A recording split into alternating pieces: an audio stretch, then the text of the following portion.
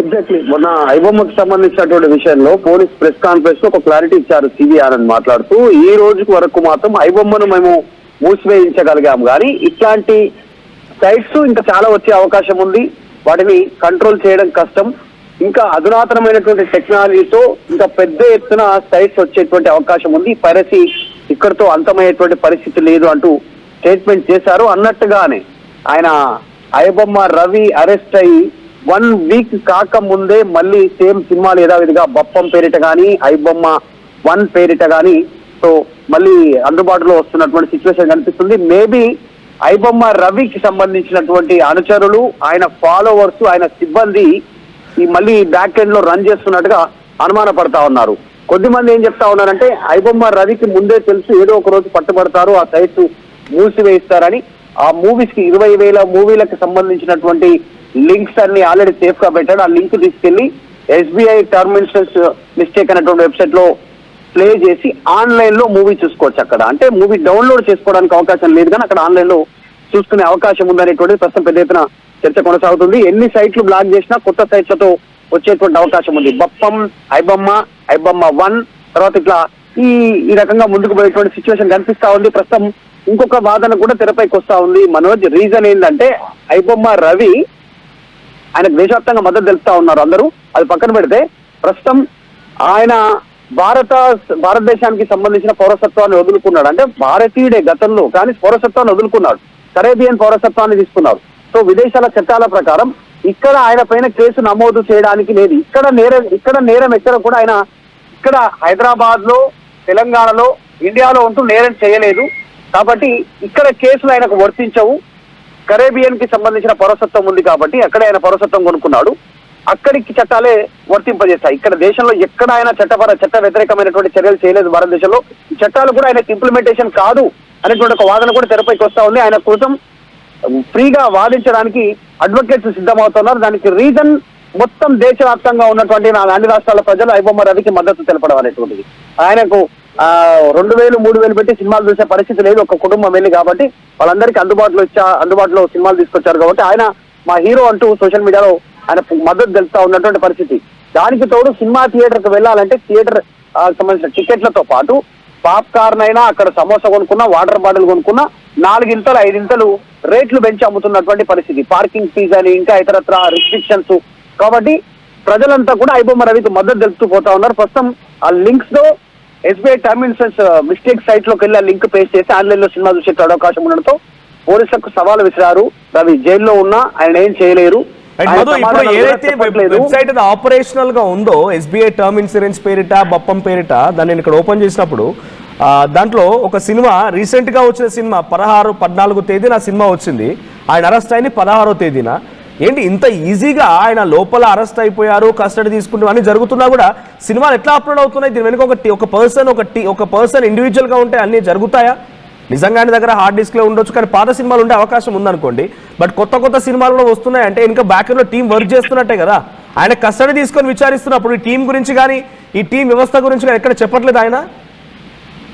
Exact అంటే ఇక్కడ పోలీసులు అడుగుతున్నటువంటి కొన్ని క్వశ్చన్స్ కి ఆన్సర్ ఇవ్వట్లేదు ఆయన. నేనేం తప్పు చేయలేదు అనేటువంటిది రవి వాదిస్తున్నట్టుగా తెలుస్తా ఉంది. లోపల ఇంకా కొన్ని క్వశ్చన్స్ చేసి వాటికి మాత్రం సమాధానం ఇవ్వట్లేదని తెలుస్తా ఉంది ఇమ్మడి రవి, ఐబొమ్మ రవి. కాబట్టి పోలీసులకు కూడా ఇది తలకమించిన భారమే. ఫ్యూచర్ లో అడ్వకేట్స్ ఆయన తరఫున వాదిస్తే ఆయన బయటకు వచ్చేటువంటి సిచ్యువేషన్ కూడా ఉంది అనేటువంటి ఒక వాదన తెరపైకి వస్తా ఉంది. రీజన్ హైదరాబాద్ లో కానీ, తెలంగాణలో, ఇండియాలో ఆయన నేరం చేయలేదు. మొత్తం జరిగిందంతా కరేబియన్ లేకుంటే విదేశాల వేదికగా జరిగినటువంటి ఇన్సిడెంట్. నేరం ఇక్కడ జరిగినప్పుడు కేసు ఇక్కడ నమోదు చేయడానికి వీలు లేదు. సో ఆయన పోలీసులతో అదే సమాధానం చెప్పకుండా నేనేం తప్పు చేయలేదని గట్టిగా వాదిస్తున్నట్టుగా తెలుస్తా ఉంది. ఈ రోజు కాకపోతే రేపు మళ్ళీ ఐబొమ్మ రవి బయటకు వచ్చే అవకాశం ఉంది. మళ్ళీ కరేబియన్ దీవులకు వెళ్ళిపోయే సిచ్యువేషన్ ఉంది. మళ్ళీ యథావిధిగా పోలీసులకు సవాలు విసిరే అవకాశం ఉంది. టాలీవుడ్ ఇండస్ట్రీకి సంబంధించిన విషయంలో ప్రస్తుతం మాత్రం పోలీసులు చెప్తా ఉంది ఏంటంటే ఐబొమ్మను క్లోజ్ చేయించాం, కానీ అట్లాంటి ఇంకా ఆల్రెడీ మిర్రర్ వెబ్సైట్లు ఉన్నాయి కదా, రకరకాల మిర్రర్ వెబ్సైట్లు. ఎవరు అసలు ఊహించరు, కనీసం కళ కూడా కనుండరు. SBI పేరుతో తయారు చేసిన వ్యక్తి రేపటి రోజున సినిమా పేరుతో వెబ్సైట్ తయారు చేయగలుగుతాడు. SBI బ్యాంక్ లాంటి SBI పేరును ఉపయోగించి SBI term insurance mistakes you have done అని చెప్పేటువంటి ఒక వెబ్సైట్ తయారు చేసిన ఆయన రేపటి రోజున I'm sorry to say this but ఒక మూవీ టికెట్స్ బుక్ చేసే బుక్ మై షోనో లేకపోతే ఇంకేదాన్నో కూడా ఆయన ఆ పేరు ఉపయోగించుకుని వెబ్సైట్ తయారు చేయగలుగుతాడు. సో వీళ్ళకి పోలీసులకు ఛాలెంజింగ్ అని చెప్పాలా? ఐబొమ్మ రవి టెక్నికల్ నాలెడ్జ్ని లేకపోతే ఆయన టీం చేసే పని పోలీసులకి ఇది ఒక ఛాలెంజింగ్ టాస్కేనా? అండ్ టెక్నాలజీని వాడుతూ సమాజంలో అంటే జనరల్ గా పోలీసులు, ఇంటర్పోల్ అధికారులు, ఇంటెలిజెన్స్ కి సంబంధించినటువంటి వ్యవస్థలకు కూడా దొరకనటువంటి హైట్ అండ్ టెక్నాలజీని వాడుతూ డైరెక్ట్ గా హెచ్డి క్వాలిటీలో అదే విధంగా సినిమాను వాళ్ళు యథావిధిగా ప్రజలకు అందించడానికి, వ్యూయర్స్ కి అందించడానికి అసలు సినిమా రిలీజ్ కంటే ముందే సినిమాకి సంబంధించినటువంటి ఎగ్జాంపుల్ తీస్తే ఒక చర్చ కూడా కొనసాగుతా ఉంది. పుష్ప అనేటువంటి మూవీ అసలు సినిమా రిలీజ్ కంటే 1 వీక్ ముందే ఐబొమ్మ రవి చూశాడు పుష్ప సంబంధించినటువంటి మూవీ అనేటువంటిది. అంటే ఎట్లా జరిగిందంటే సర్వర్లు హ్యాక్ చేస్తా ఉన్నారు, వాళ్ళు ఎక్కడైతే దీనికి సంబంధించిన ఎడిటింగ్ జరుగుతుందో ఆ ఏరియానంతా వాళ్ళ ఆధీనంలోకి తీసుకున్నారు టెక్నికల్ గా, టెక్నాలజీ ద్వారా.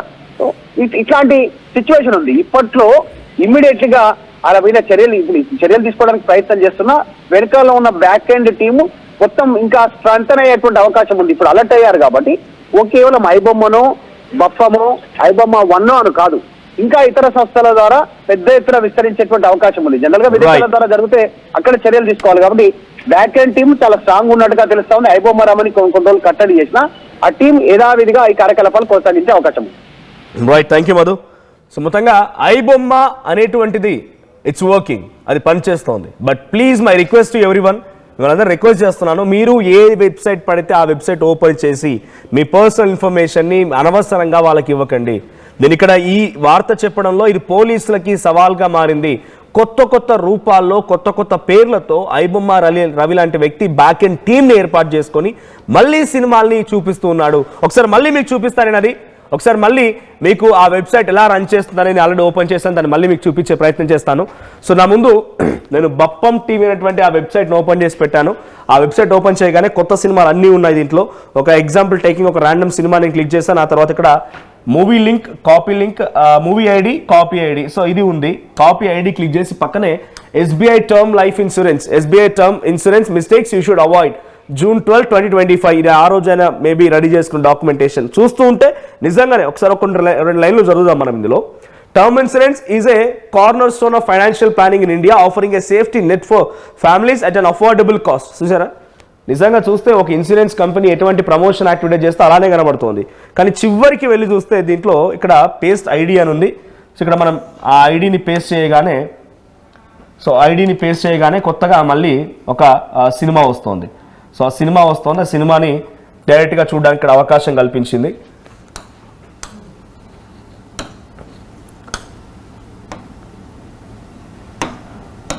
చలో కథం, కొత్త సినిమా ఓపెన్ అయిపోయింది మళ్ళీ. సో ఇట్లా అన్ని సినిమాలకి, ఇక్కడ ఉన్న సినిమాలన్నింటికి కూడా యాక్సెస్ మళ్ళీ క్రియేట్ చేయగలిగాడు ఐబొమ్మ రవి. సో ఇవన్నీ మిర్రర్ వెబ్సైట్లు, ఒకదాని తర్వాత ఒకటి వస్తున్న వెబ్సైట్ ఇవన్నీ కూడా. So please be careful.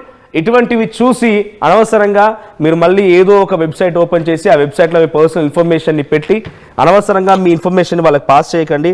So as of now the app is back, but please be careful. ఇది ఒక పోలీసులకి ఛాలెంజింగ్ టాస్క్ అనే చెప్పాలి. ఐబొమ్మ రవి ఒక ఇండివిజువల్ మైండ్ అయి ఉంటే ఇంత పెద్ద ఎత్తున ఇన్ని సైట్లు క్రియేట్ చేసి, ఇన్ని వెబ్సైట్లు క్రియేట్ చేసి, ఇంత హై అండ్ టెక్నాలజీని ఉపయోగించి ఒకదాని తర్వాత ఒకటి ఇంకొకటి ఈ రకంగా ఈ వరుసగా పోలీసులకు సవాల్ చేయలేడు. So something is big team running behind him. ఇది ఒక పెద్ద టీం పనిచేస్తోంది. మరి పోలీసుల కస్టడీలో రవిని ఇవన్నీ ఇన్ఫర్మేషన్ ఎలా రాబడతారో చూడాలి. ఐబొమ్మ ఈజ్ బ్యాక్ అనేటువంటి వార్త మీకెలా అనిపిస్తోంది? రవిని అరెస్ట్ చేయడం పైన మీరు ఎలా చూస్తారో కామెంట్ చేయండి.